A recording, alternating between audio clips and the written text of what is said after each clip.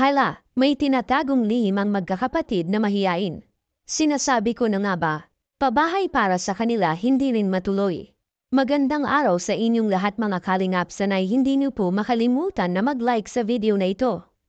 At paunawa tapusin muna ang kabuuan ng video na ito mga kalingap at para malaman ang nilalaman nito.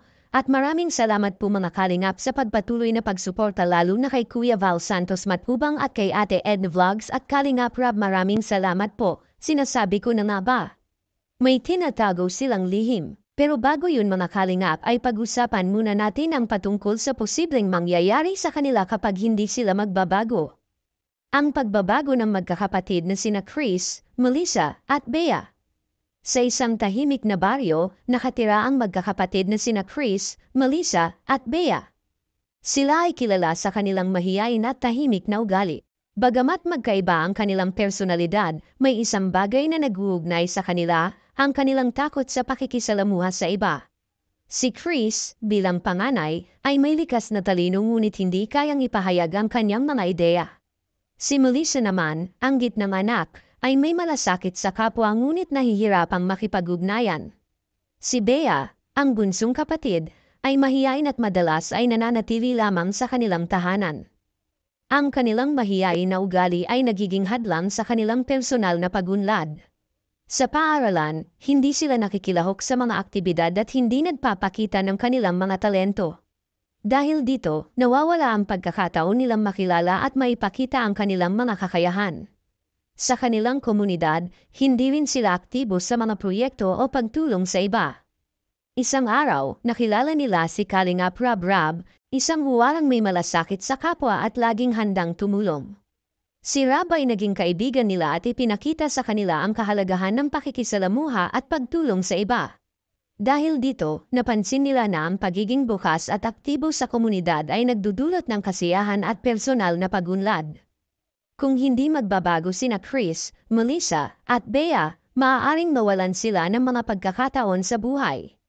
Ang kanilang takot at pag-iwas sa pakikisalamuha ay magdudulot ng kalungkutan at pagkakait ng mga magagandang karanasan. Mahalaga na matutunan nilang yakapin ang pagbabago at maging bukas sa mga bagong karanasan upang mapabuti ang kanilang buhay at relasyon sa iba. Sa huli, ang pagbabago ay nagsisimula sa sarili. Kung nais nilang magkaroon ng mas makulay at masaya na buhay, kailangan nilang magtulungan at maging bukas sa pakikisalamuha. Sa pamamagitan ng pagtutulungan at pagbabago, makakamtan nila ang tunay na kaligayahan at tagumpay. At sa kabilang dako naman mga kalingap, pabahay ng magkakapatid na mahiyain hindi nga ba matuloy? William ang ating makikita sa video. Kita ko sa nila, sa lupa. Kasi siguro mga susunod na linggo baka mapag-umahayan din natin sila makalipat, no? Kasi yun ay kung talagang magpatuloy yung pagsunod nila sa atin. Kasi ngayon, medyo okay naman, kumain na sila. Although di pa masyadong masigla, mabagal. Pero kumain na sila, sumusunod naman na sila. Kahit paano may improvement, mabagal nga lang. Pero okay lang. Pero kumusta kuya? Anong balita dun sa natin? Sa lupa, boss, marami na tayong lupa na pwedeng kaso yung iba kasi medyo pricey. Magkano? Yung tinignan namin, nasa 80,000 ang 50 square meter. 50 square meter lang yun? Oo. Pero ano yun kung may papayag na kahit installment, kahit kasi 80k, ilang gigs, 3 gigs, mga ganun. Pero yung iba, meron naman tayong makakuha. Doon lang malapit sa kanila, yung 125 baga, per installment. Magkano yun? 125. 125k? 125k, tapos ang lawak ng lupa is 120. O yun na lang. Yun na lang. Yung baga na doon sa dinadaanan natin. Basta installment. Pero meron pa doon isa, yung kay tatay, 100 square meter. Ano din yun? 100k lang yun. Yun naman pala eh. Marami tayong pwede. Basta installment lang tayo. Kapag mga ganyang price, di natin kaya nang unisahan yan. Yung 100 din. Doon tayo sa 125. Kasi installment yun. Sige tayo mag-down ng 30. Kailan natin yung anuhin? Doon tayo Matagal pa yun. Dapat yung sa pwede nang gawan. Oo, dun sa 100 sana, yung 100 square meter,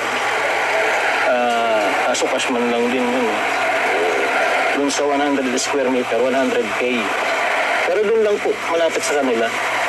Yung pagbaba baga dun sa may natin, may babalingan natin ng sasakyan. Ang pagbaba na yun, dun lang mismo. Okay, sige. Medyo, dun kasi sa yung Update mo ako. na yung tinuro mo na dun sa medyo sa loob ng parang maraming tao. Yun nga, 50 square meter is 80K. Mahal yung masyado. Mahal masyado, parang 1,600. Kalit-liit. Oo, 1,600 per square meter. Pero ano naman yun, flexible yung lupa kung ilang square meter yung kukunin natin. Kaso nga lang, medyo mahal lang talaga. Sige. Update lang ako, kuya. Enjoy